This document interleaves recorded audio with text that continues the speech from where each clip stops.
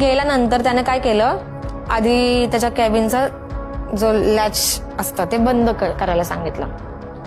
मग तांब्याच्या भांड्यात एक पाणी आणलं आणि ते मला त्याने ते प्यायला दिलं. त्या पाण्याची चव खारट आणि एवढी कडवट होती ना की ते पाणी पिल्यानंतर मला एकदम मळमळायला लागलं, एकदम गरगरायला लागलं. जेवढं जास्त पाणी पिशील तेवढं त्याने फळ जास्त मिळेल असं त्याने मला सांगितलं. मला पाणी पिलेला ग्लास डोक्यावर ठेवून उभं राहायला सांगितलं. मी पण त्या डोक्यावर ग्लास ठेवून उभी राहिली आणि गायत्री मंत्र म्हणू लागली. माझं डोकं जड झालं होतं. कॅप्टननं केबिनची सगळी लाईट बंद केली आणि मग तो मला म्हणला की मी कृष्णाचा अवतार आहे आणि तू माझी राधा आहेस, असं सारखं माझ्या कानाजवळ तो पुटपुटत होता. मग ना त्यानं माझ्यावर जबरदस्ती करायला सुरुवात केली. माझं डोकं जड झालं. त्यानं मला एकदम संमोहित करून ना